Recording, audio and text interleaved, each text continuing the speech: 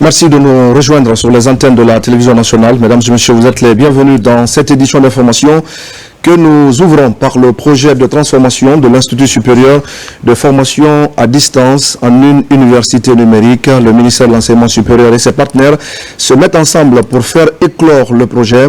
Ils explorent toutes les questions essentielles et pédagogiques. C'est pour apporter une réponse appropriée aux besoins en capital humain dont l'objectif est de promouvoir l'écosystème numérique et l'intelligence artificielle. Mounir Bari. La transformation de l'Institut de formation à distance en une université numérique vient apporter une réponse aux besoins du capital humain.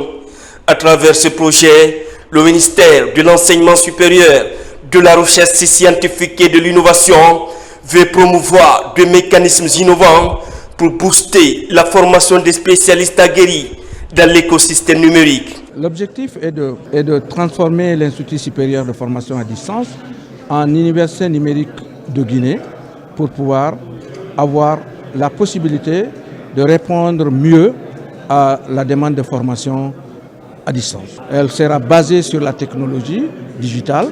Elle va offrir l'essentiel de ces formations en ligne, mais d'autres formations utilisant les technologies éducatives digitales, peut-être avec des sessions en présentiel. À Conakry, l'agence universitaire de la francophonie, quelques responsables de l'université numérique, Cheikh Hamidou Khan de Dakar. Ces experts explorent toutes les questions essentielles pour une transformation réussie. Plusieurs questions sont à l'ordre du jour. Nous jetons les bases, comme je le disais, techniques et technologiques et académiques de cette future université. Nous allons discuter de tout ce qu'il faut, de l'organigramme, de la structuration, du fonctionnement de la future université numérique de Guinée. Cette demande fait aussi suite à une vision que l'AUF développe depuis maintenant quelques années et qui s'est traduite par l'érection de la transition numérique comme un des axes majeurs de notre stratégie de développement 2021-2025. Cette rencontre stratégique initiée par le ministère vise à définir les axes prioritaires pour l'avenir de la future université numérique de Guinée. Une véritable transition s'opère désormais pour promouvoir les nouvelles technologies de l'information et de la communication. Au même moment, le gouvernement poursuit ses réformes dans le secteur de la pêche et l'accent est mis sur la réorganisation du ministère de la pêche, notamment la création du Centre national de surveillance et de police des pêches. C'est une structure chargée de veiller sur les eaux et de lutter contre la pêche illicite. Et c'est justement pour relever ce défi que le directeur général du CNPS vient de lancer une session de renforcement des capacités des cadres et agents de la police des pêches. Le Centre national de surveillance et de police des pêches, CNSP, est une structure très importante au sein du ministère de la Pêche. Ce centre stratégique veille sur les eaux guinéennes en luttant contre la pêche illicite. Pour plus d'efficacité, cadres et agents du CNSP échangent sur la connaissance des enjeux du système de gestion des ressources halieutiques. Ce, pour plus de vigilance en haute mer et rendre la corporation compétitive. Vous savez, la mer des ressources dans le monde, vous allez beau disposer des ressources financières, des ressources matérielles. Si les hommes ne sont pas qualifiés, vous n'irez nulle part. Nous avons appris beaucoup de notions qui nous permettront de servir la nation et de représenter valablement la nation ailleurs. Cet espace de redynamisation est une façon d'orienter ces acteurs vers le respect des exigences du département, celle de la promotion des droits sur la surveillance en mer. Désormais, nous sommes outillés et nous serons vraiment en mesure de faire face à tous les différents rapports que nous allons émettre pour pouvoir qualifier les infractions que nous posons en mer. Je voudrais aussi renouveler ma reconnaissance à Madame la ministre qui apporte un précieux appui au CNSP dans les activités de surveillance. Je garde grand espoir que toutes les recommandations issues de cet atelier seront prises en compte et appliquées. Ce renforcement de capacité des agents de la police des pêches durant 2 jours est une occasion pour le ministère de la Pêche et de l'économie maritime de contribuer à la promotion des conditions de travail tout en s'impliquant activement dans la sauvegarde des produits halieutiques en mer. Et voilà donc pour ce renforcement de capacité des agents et cadres du CNSP. Un point maintenant sur le projet d'appui aux communautés de Simandou et le projet Paysage durable en Guinée. Ce sont 2 initiatives qui visent à promouvoir le développement durable et la résilience des populations dans les régions de la Basse-Guinée, de la Haute-Guinée et de la Guinée forestière.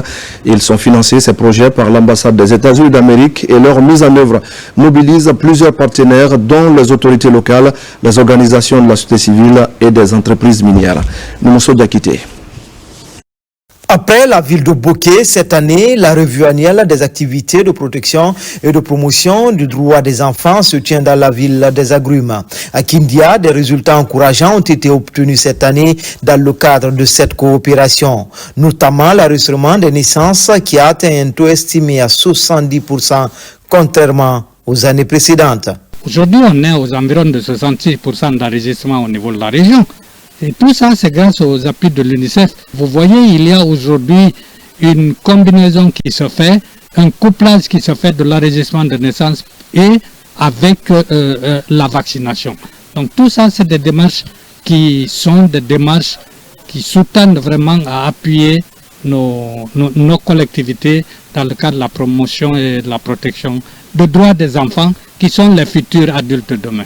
Ce rendez-vous du bilan du Fonds des Nations Unies pour le droit des enfants dans les régions de Bokeh et Kindia se veut une opportunité de faire le diagnostic et combler les écarts et documenter les bonnes pratiques. Chaque année, c'est un exercice que nous faisons dans les différentes régions. Nous allons faire ce bilan, voir quelles sont les difficultés que nous avons eues au cours de l'année qui nous ont empêchés d'atteindre les résultats. Donc, analyser les glos, voir les écarts au niveau des indicateurs pour comprendre ce qui s'est passé pour ne pas atteindre certains résultats. Et pour les résultats atteints, tirer des bonnes leçons, des leçons apprises et documenter les bonnes pratiques. Cet exercice va également permettre de faire une projection pour les 2 années à venir. Avec les autorités et communautés locales, de nouvelles activités et actions seront identifiées pour renforcer la promotion et la protection des droits de la petite enfance dans les régions de Bokeh et Kindia. Voilà donc, mesdames et messieurs, vous l'aurez compris, c'était là le compte-rendu de Falilou Diallo par rapport à la revue des activités du Fonds des Nations Unies pour l'enfance. C'est donc un exercice qui s'est déroulé à Kindia et qui a permis de présenter le bilan et de se fixer sur les perspectives. On revient maintenant sur le point, sur le projet d'appui aux communautés de Simandou et le projet Paysage durable en Guinée. Je le disais, ce sont 2 initiatives qui visent à promouvoir le développement durable et la résilience des populations dans les régions de la Basse-Guinée, de la Haute-Guinée et de la Guinée forestière. Ils sont donc financés par l'ambassade des États-Unis d'Amérique et leur mise en œuvre mobilise plusieurs partenaires, dont les autorités locales, les organisations de la société civile et les entreprises minières. Nous sommes d'acquitter. Dans le cadre du premier projet, les communautés locales sont au centre des actions visant à les informer, les sensibiliser et à renforcer leurs capacités afin de bénéficier des retombées positives du secteur minier tout en protégeant l'environnement et les droits des populations. Le choix porté sur les communautés de Simandou s'explique par des raisons bien fondées. Pourquoi Simandou? Nous savons qu'aujourd'hui le pays est en voie d'exploitation de l'ensemble de ses ressources minières et principalement ce minerai de fer de classe mondiale. Donc il y a lieu de faire comprendre aux communautés l'ensemble des impacts liés à l'exploitation minière, mais également les bénéfices qu'ils peuvent avoir afin de les préparer à mieux les gérer. Par ailleurs, le projet Paysage durable en Guinée vise à promouvoir une gestion durable des ressources naturelles et de l'environnement à travers différentes initiatives tels que le reboisement, la préservation des sols, la gestion des déchets et la protection de la biodiversité.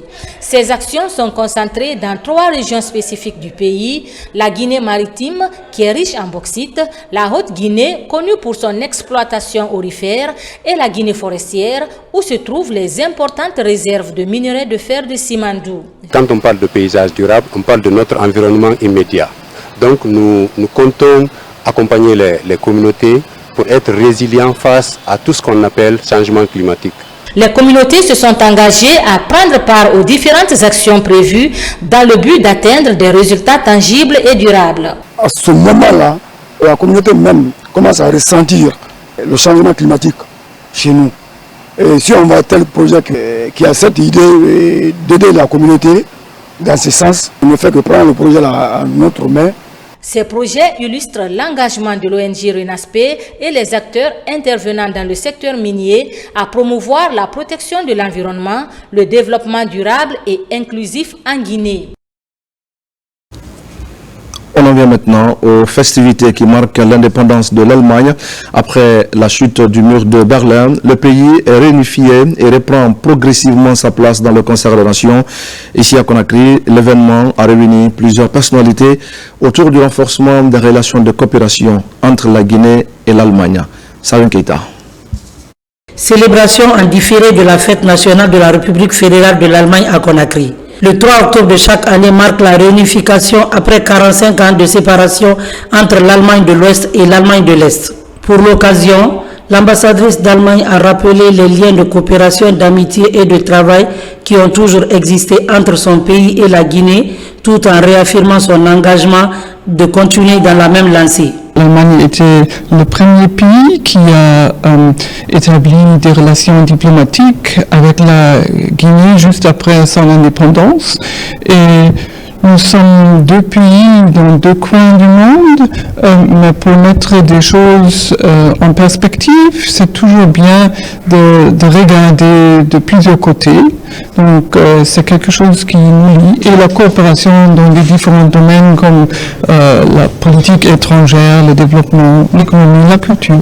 Plusieurs membres du gouvernement guinéen étaient présents à la cérémonie. Une manière de prouver l'attachement de l'État aux relations guinéo-allemandes sous l'égide du chef de l'État, le général Mamadi Doumbouya. Le ministre guinéen des Affaires étrangères a apprécié le climat de travail entre les 2 nations et s'est engagé à l'entretenir dans l'intérêt des différents peuples allemands et guinéens. Lorsque nous avons eu notre indépendance en 1958, il y a des nations qui sont venues travailler avec la Guinée. Et parmi ces nations figure en bonne place l'Allemagne, la République fédérale d'Allemagne. Et la République fédérale d'Allemagne s'est investie dans un domaine extrêmement important, qui était le domaine de la formation. Les premiers hauts cadres guinéens ont été formés à Bordeaux, un centre de formation des instituteurs, des professeurs et un centre technique en même temps, qu'on appelait le centre de Bordeaux, et qui a été fondé par la Guinée et l'Allemagne. Donc, pour nous, l'Allemagne fait partie des pays qui sont venus très tôt pour la coopération avec la République de Guinée. Aujourd'hui, nous sommes heureux d'avoir ici une coopération franche, amicale. Et j'ai été très touché, le chef de l'État a été très touché par une phrase du président Frank Steiner et qu'il a bien voulu demander à Madame l'ambassadrice, lorsqu'elle présentait ses lettres de créance, de faire passer au président de la République. Et c'était de dire que l'Allemagne comprenait parfaitement les conditions dans lesquelles il y a eu le changement en Guinée. Et qu'ayant compris cela, l'Allemagne est prête à continuer à travailler avec la Guinée. A rappeler que c'est le 9 novembre 1918 que la République d'Allemagne a été proclamée officiellement. Et puis la Direction nationale des affaires islamiques vient d'organiser une conférence à Conakry.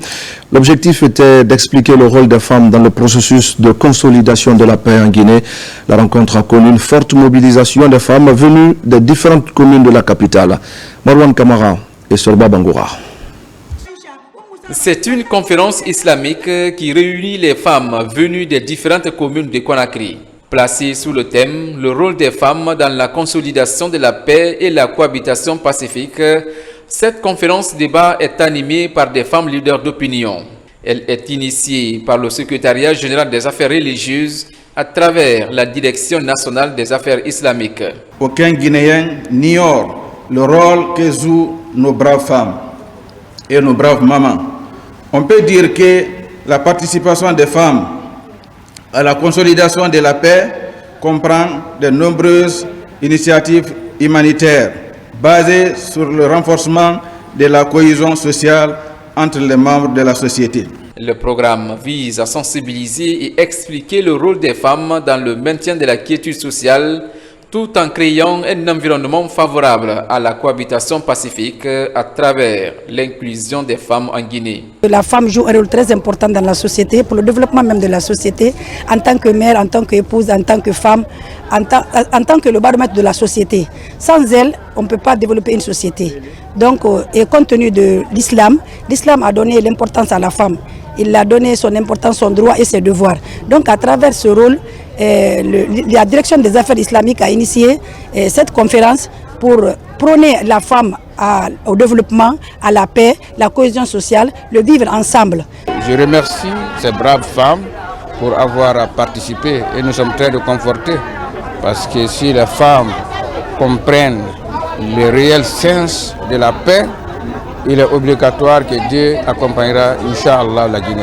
Ces femmes-là sont venues massivement pour exprimer leur soutien auprès du président et surtout s'adresser à toute la population guinéenne à œuvrer dans un sens et l'instauration de l'esprit, de la paix, de la tolérance, de l'unité et d'œuvrer dans le sens et utiliser les voies pacifiques. Actrices de la promotion et de la consolidation de la paix dans le monde, les conférencières ont insisté sur l'implication, l'importance et la préservation de la paix tout en partageant les expériences vécues. Et voilà, mesdames et messieurs, c'est la fin de ce journal. Merci à tous de l'avoir suivi. Bonne soirée en compagnie des programmes de la télévision nationale. La Guinée, notre paradis, terre de richesse et d'innovation. Bonsoir à tous.